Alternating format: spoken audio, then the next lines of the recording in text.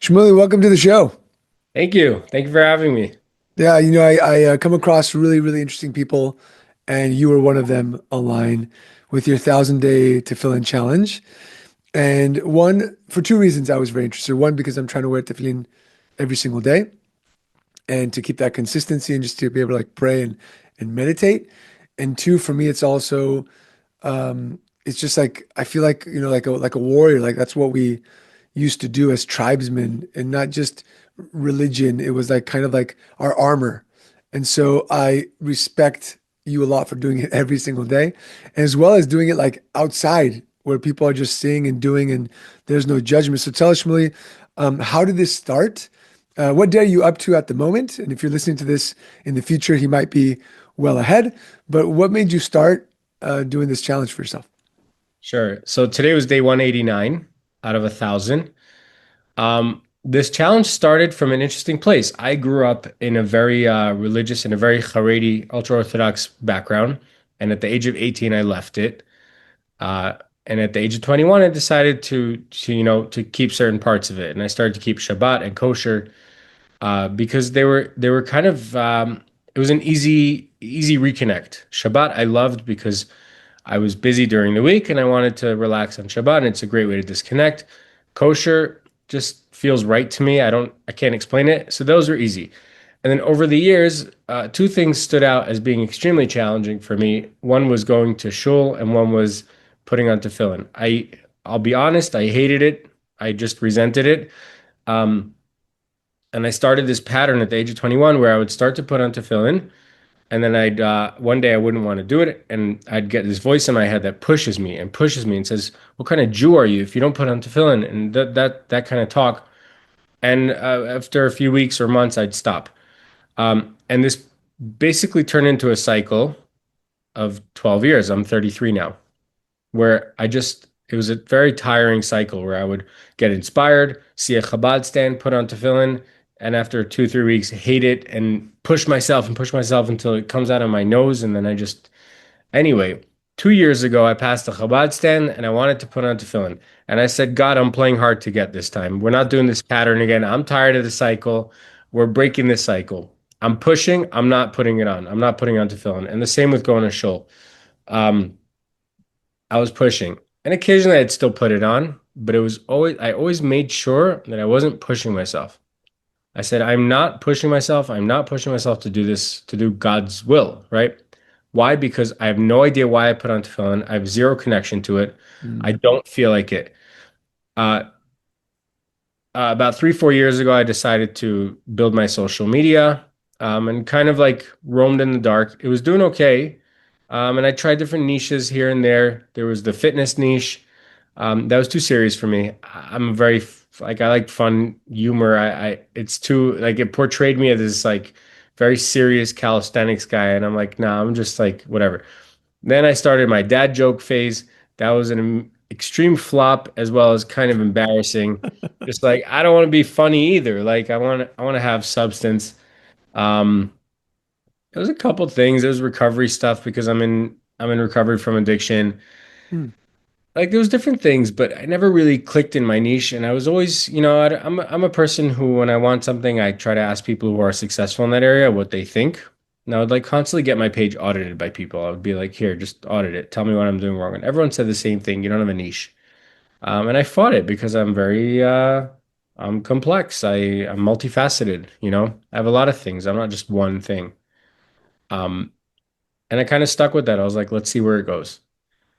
And over the summer last year, so as we were talking about July, August, my friend reaches out to me. He had gotten engaged a few weeks before. He was trying to figure out how to pay for the wedding. His parents had put in everything they had. His wife, who was a convert, their family didn't have money. She didn't have money. He didn't have money, and he needed help fundraising. So he asked me if I can fundraise for his wedding. I said, "How much do you need?" $8,000. I said, "No problem. I got you." So I made a deal randomly in one spur of the moment deal with the internet. I'm going to put on tefillin one day for every $100 I raise. So I need Mm. $8,000. That's 80 days. You guys give me and for every $100 I raise, I'll add another day to my commitment. Within a few days, I raised $3,500. So I owe 35 days. And I end up with a stomach bug, stomach issue. I'll leave out the gory details, and I end up in the hospital. Um, couldn't put on tefillin for a good 3, 4 days, halachically speaking. And guess what happened? When I was finally able to put it on, I resented it again. And but this Mm, time I'm stuck. So I really didn't know what to do. I said, I first of all, I hate myself for making this mistake again. I absolutely hate myself. Like, fool me once, shame on you. This is like the 10th time I'm letting this happen. And this time I'm stuck because my word is very important to me, and I'm gonna obviously keep my word, but like I don't know what to do with myself. So I said, you know what? Something about my relationship with God, without going too much into detail, I really appreciate the unconditional relationship that I have with God right now, where like I choose to do his will as much as I can, regardless of whether he helps me out or gives me what I want. And I expect him to be there for me, regardless of whether I do his will or not. And it's this unconditional relationship. And I said, you know what? I'm amending my deal with the internet to make it unconditional. You guys are going to give me 8 grand for the wedding, and I'm going to put on tefillin for 80 days, but we're separating them. Like mm. I don't raise the 8 grand, I'm still putting on tefillin for 80 days. We're going to make this an unconditional deal. And thank God I raised the Wow. $8,000. But something changed. Like the day that I started to put on tefillin again, I decided to film it. I think it was indoors. It was at home, and I decided to film it.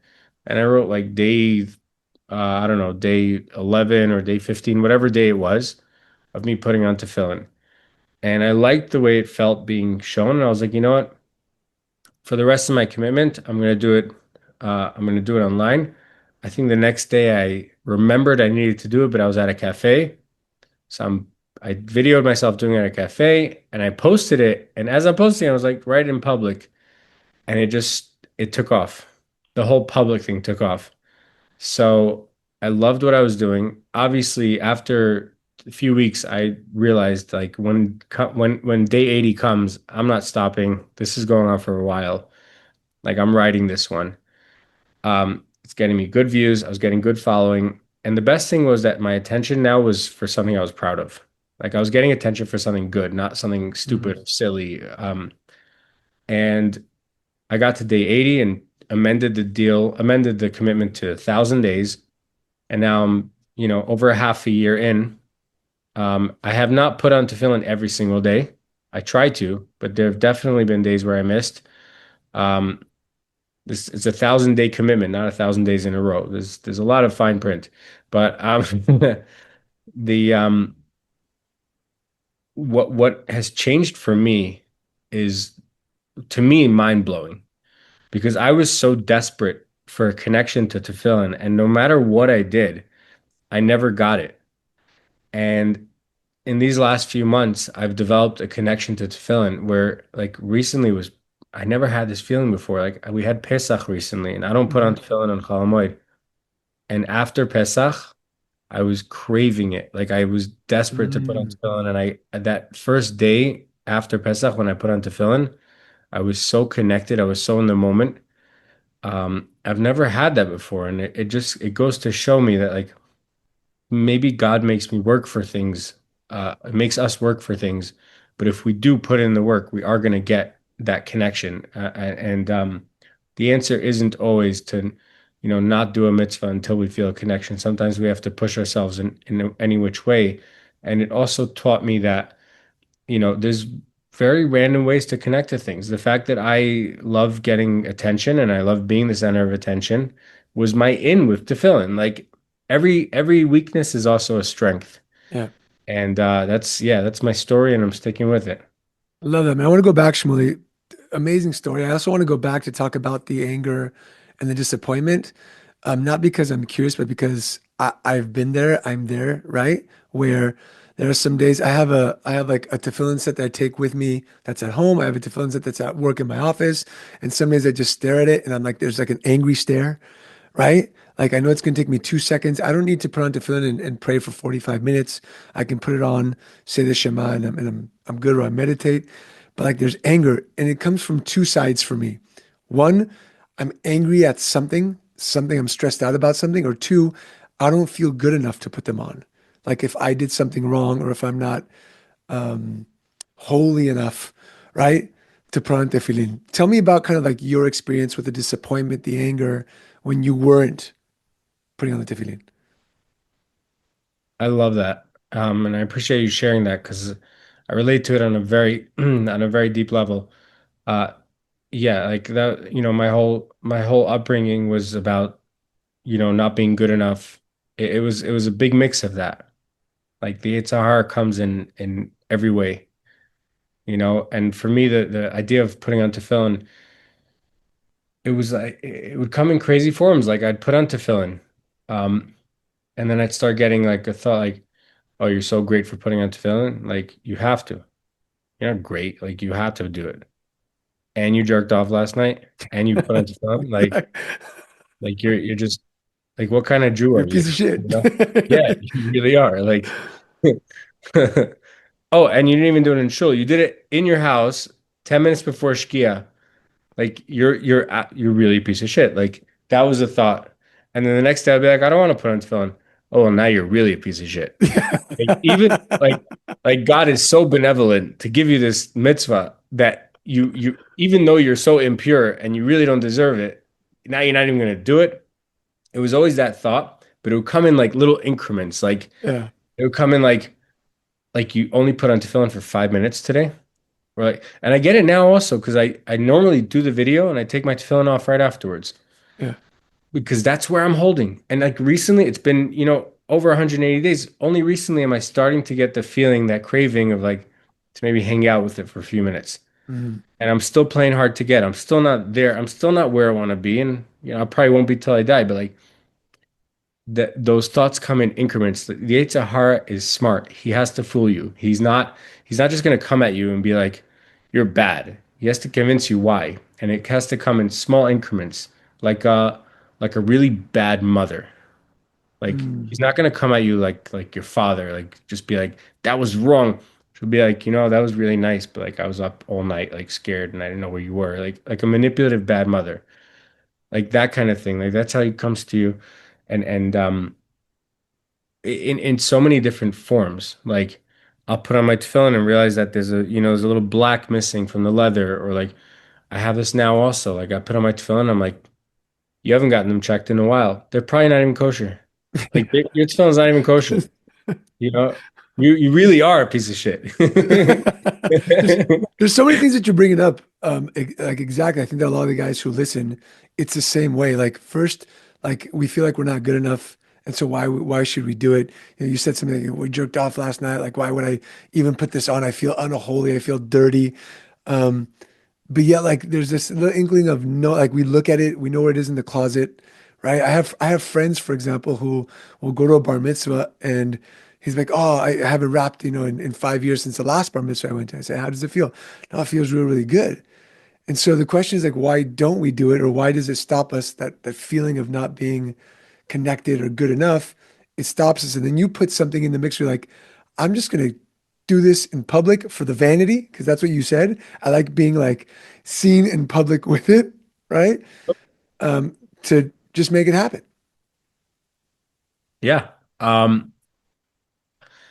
I mean, like to understand why that happens, right? If you go through my comment section, you'll see why it happens. I've gotten phone calls. Okay, I did do some weird stuff with the tefillin videos when I used the AI, Sora, Alav Shalom, because Sora's closing apparently. I have Yeah. not, I lost track, but like I did some funny videos with tefillin that I knew was going to cause controversy. They got me a ton of views. Some of them I put tefillin on an orangutan or on a gorilla, or I can't remember, other animals, and people got really upset about it. The reason I stood my ground, I said none of the reasons you're telling me not to do this are anywhere in halacha. Like, let's talk basic facts before you start. And it's not. I don't care that you're judging me. I care that you think it's wrong. Yeah. Why? Because you have to have a sense of humor about things. It doesn't mean that what I did was right, and I'm not advocating for that. And it did feel a little weird posting it.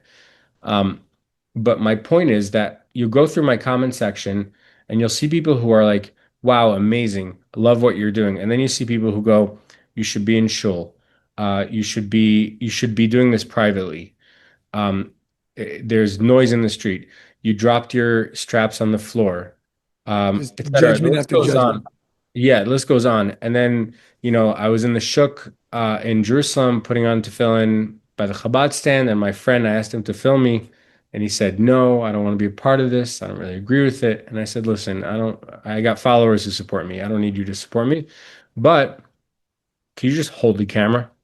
No problem. And he's holding it, and the Chabad rabbi is standing next to him, and you can hear this in the background of the video. They started talking about me in the video, and the Chabad rabbi is asking me what is this? What's he doing? And he explained that I made this challenge, and I'm putting on tefillin every day. And you hear the rabbi talking about how it's literally a mitzvah to do it in public. It's Persumei Nisa, like it's like Mm, Hanukkah, like it's literally showing people that we do this and we're proud to do it. And another aspect is like, I don't look religious. And like countless people have told me. I spoke to a girl who's completely secular, completely like zero connection to religion. And she told me she loves my videos because it shows that anybody could do it. This doesn't require you to be a rabbi. This doesn't require you to be on some level. No, tefillin is for everybody. yeah. It's for, I'm leaving out whether it's for women or not. Yeah. If you want my Well, honest answer, is this is I a don't men's know. podcast, so don't worry about it. Yeah.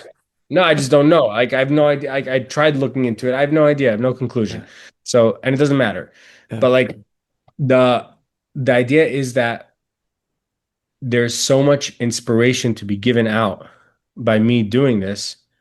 And it really is a win-win on all sides. Yes, I'm vain. I get attention for it. Other people get inspired by it. And all people, like really, really religious people get inspired by it. Really secular people get inspired. But there's always those voices. And those voices in my head, they're in the comment section. They're Mm, there. So that's why we feel bad about it. And the way I've been working on that is it's a couple of things. It's years of like uh, you know, therapy also, like really just getting past those voices in my head, but it's also picking up different advice from people. So I remember this Rebbitzin that I spoke to a couple of years ago.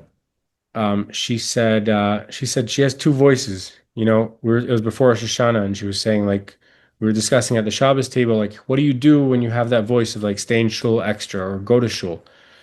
And she said she has two types of voices in her head. One is like really aggressive, and she ignores that one. And one is really calm and accepting, and that mm, one she considers God. And that was a piece of advice that I took with me. My sponsor talks about the what now thing. Like, all right, great, fine. You jerked off 6 times today, and now you're getting up, and it's 10 minutes before Shkia, and you haven't done shit with your day. And now you want to put on tefillin. Okay, fine. What now? Do you want to continue having a bad day, or do you want to have a great day? Like, okay, fine. All right, call me out. Fine, you're right. You're right. I'm a piece of shit. What now? What am I going to do about it now? Should I remain a piece of shit, or should I work on making myself a better person for the remainder of the day and hopefully tomorrow? Like that helped me a lot as well. Like it takes away all the emotion and all the unwritten meaning that we add to things. Like we add meaning to things. If yeah. we have a bad day in the gym, we add meaning to that. We tell ourselves because you're just not that good and you don't have that strong of a mind and you're a pussy and whatever it is. And we tell ourselves these things, and really all we did was have a bad day in the gym. That's really all that happened. If something continues to happen, okay, let's look into it. That's something else. But usually we just give unnecessary meaning. So when I identify a thought, when I have a thought that says your tefillin are probably not kosher, or you shouldn't be doing this in public, or etc., I identify that thought as just an intrusive, like distraction, sort of. It doesn't mean I'll feel any differently in the moment, but it means that I can identify it and give it the value it deserves. Be like, I am giving you value. I am giving you attention, you thought, but I'm not valuing you as fact. Nowhere near that. There's two things I want to bring up. One is, I think, please tell me if I'm wrong, there was a video where you were putting on the tefillin and a Holocaust survivor uh, said something to you, Yeah, that right? was 2 weeks ago. It was a couple of weeks ago. And that's one of the videos that I was like, wow, like if you can tell the listeners, you're in the street, you're wrapping tefillin, an old lady walks by, she stops and she said, and you guys start having a conversation. What was that conversation? It was phenomenal, phenomenal experience. And it's also like, to me, it was so blatantly God. So It was Sunday, I believe, and in the back of my mind, I had a couple of things bothering me. One was that it was Yom HaShoah coming up, and I didn't know if it was Sunday night or Monday night or Tuesday night. I knew I had to make a post, and maybe my followers are tired of seeing me post my pictures of when I went to Auschwitz when I was 18. I got to come up with something this year, but I got so much on my mind. There's so much going on. Um, and also, like, I think my videos are getting a little stagnant lately. Like, I was used to getting like a lot more views on them, and it's like, what am I doing wrong? Blah, blah, blah. Suddenly I realize how many days are left. Like, this is 3 years left. I have 3 years left to this commitment. Oh, 'cause I had some stupid decision I made in August last year, and now I'm stuck for the next 3 years. Like, I was starting to, my mind was going there. Um, I had a meeting with somebody at 12 o'clock that day. He texted me at 10 o'clock, I'm here. And I was like, didn't we say noon? And he goes, oh, shoot, my bad. I'll go home. I'll come back. I was like, listen, give me a half hour. I'll be there. So I show up at 10:30. We have a great, fantastic meeting. Uh, and and I leave the meeting and I got my tefillin with me. I'm walking in the back alleys. I'm just looking for an opportunity. I'm looking for something that's going to bring me more views. So I see this like old VW bus, the yellow one, which you can see in the video. And I was like, Hmm. maybe that'll bring some, I don't know, maybe that'll trigger the algorithm. Who knows? So I set it up. I start putting on tefillin. And then I suddenly hear this woman's voice. And I assumed she was going to yell at me. Like, I hear a voice, I assume someone's yelling at me, especially when I'm in the street putting on tefillin. And she just goes on. And I was in shock. You can see it in the video. I didn't say anything back. I did have coffee with her 2 days later. Oh, nice. Her and her entire family hunted me down. Wow. DMs were blowing up with like from her daughter, and like there's this whole thread in the comment section where it's like, "That's my aunt, that's my mother, that's my grandmother." Wow. That's my aunt." So we had coffee 2 days later, and you could see her reaction. I'm telling her how many people saw the video and how many times it was shared, and she was welling up with tears. Um, just an incredible story of how Hashem respects and loves consistency. Mm. Like I show up every day and he does his part. And there's other aspects to my life right now also. I'm working on a business and I really threw everything into this right now. Everything. Like I'm in the hole. All my savings and I took out loans. Like I really threw everything into this. And there are literally days where I've like panic moments where I'm like, I don't know how this is gonna work out. And all I do is reflect on these other moments where I'm like, Hashem respects consistency. Like if I keep showing up, doesn't mean I have to kill it every day, but I do have to keep showing up. I have to Yeah. keep doing what I do, and something will come out of somewhere. Um, and Shmuli, I'm real living. quick, because you never told us what she told you. Tell the audience what she said to you. Sorry. Yes, she said that. By the way, she's not a Holocaust survivor. Her family was burnt in a pogrom in 1946 in Poland. Oh, oh, wow. Crazy Where? story. In Poland. Oh, wow. Okay. Yeah, they went. Her family survived the Holocaust. She was born in 1946. She was born a year after the Holocaust. Her family survived the Holocaust and then got destroyed in Poland or Oh, something. my goodness. Yeah. And it's funny, her father actually, her father became secular and married a non-Jewish woman, who's her mother. And one day her mother just flipped on the entire family, called them dirty Jews, and walked out. And she converted. Wow. Crazy, crazy story. Yeah. What that woman has been through, wild. And so Um, she said to you on the street? she said like Hashem should bless you. And I was standing there in shock. I'm like, okay. And she goes, when, my entire family burnt in Poland. Oh shit. Sorry. Sorry about that. It's all good. Um, there we go. She goes, entire family was burnt in Poland, and now I get to see you doing this proudly in the street. Mm, Like it's such a privilege and it's holy. And then she just walked off, holding her laundry detergent. She had gone crazy. shopping. Yeah. Amazing. Yeah. Wild, wild story. And then you got your video for Yom HaShoah? And you got your video I like, got the video of videos. Yeah. Like it went viral. I've had videos that got more views than that, but nothing as potent as that. Like I got followed by some very large accounts, Jewish accounts. Um, it's funny. Like any videos that I post that get like millions of views, they don't bring the kind of traction as videos that get like 100 or 200,000 views, but that they blow up within the Jewish community. Yeah. That stuff is crazy. Like I've had a couple of those.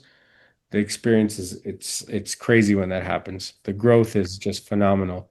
Nice. So yeah, I got mine, and she was inspired to like we became friends. Amazing. Um, ev it inspired everyone. You go through the comment section. It's amazing what you see in there. People are so inspired. Shmuli, my next question, thank you for that. My next question, and if you don't want to talk about this, please let me know, since this is a podcast for Jewish men. And my first podcast episode was about porn addiction and my porn addiction. And so you had Yeah, mentioned that had some addiction, you were going through recovery. Do you mind sharing a little bit about that for the listeners? absolutely, Please do, absolutely. man.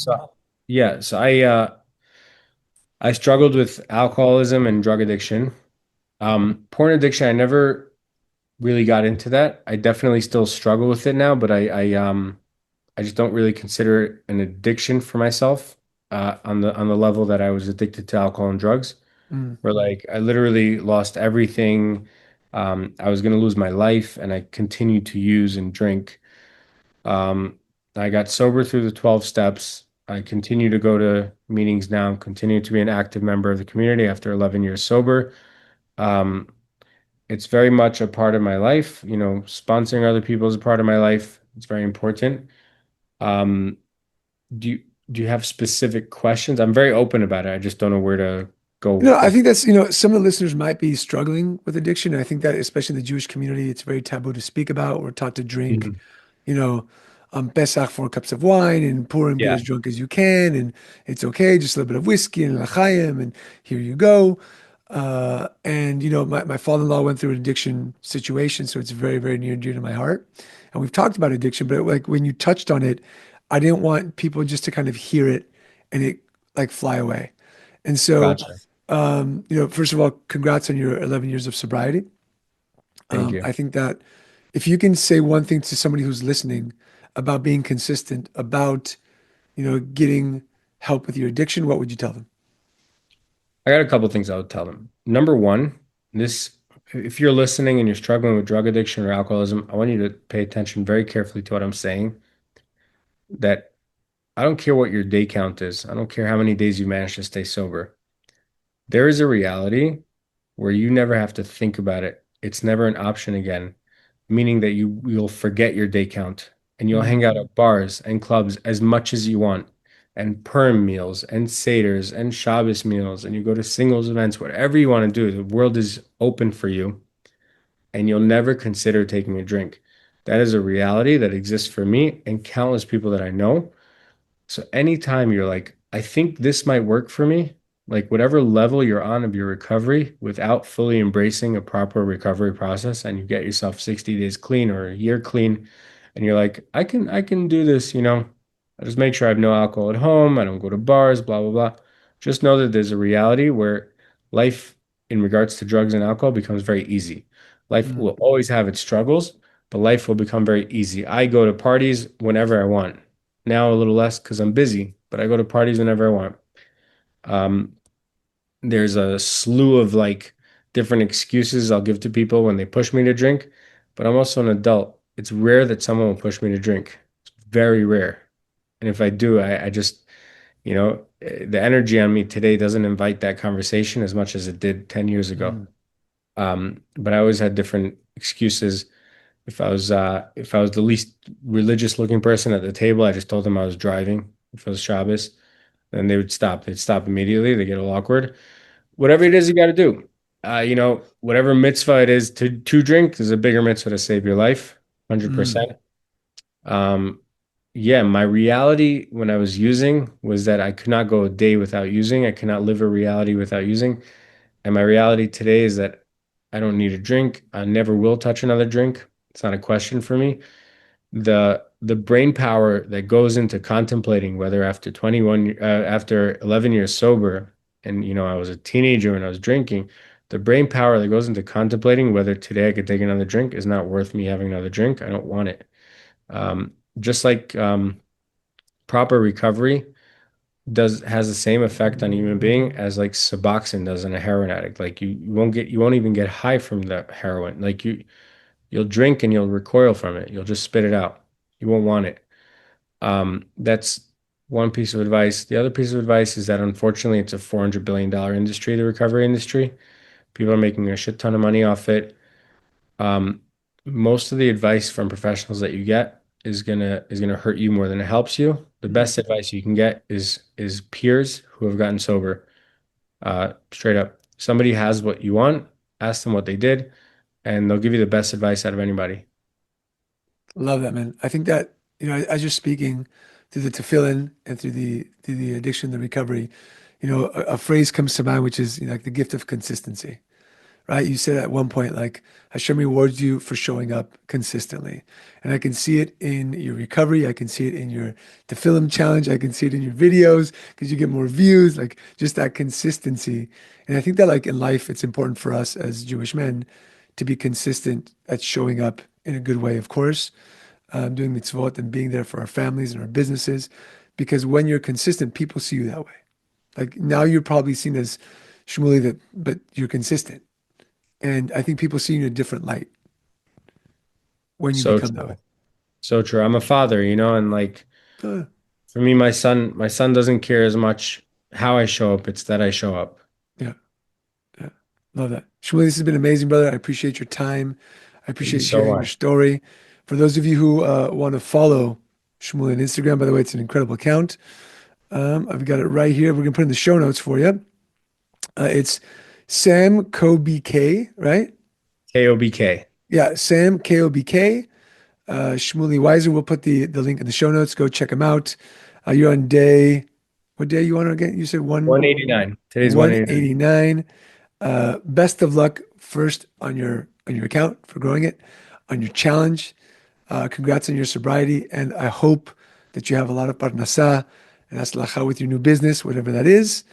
And as I say to everybody who comes on the show, may you be blessed with strength and courage, brother. Oh man, thank you so much. I'm truly, I mean this wholeheartedly. I'm truly inspired after this conversation. You've inspired me, and I really appreciate you bringing me on. Thank you. Everyone listening, stay tuned for the next episode of the Tribesmen podcast.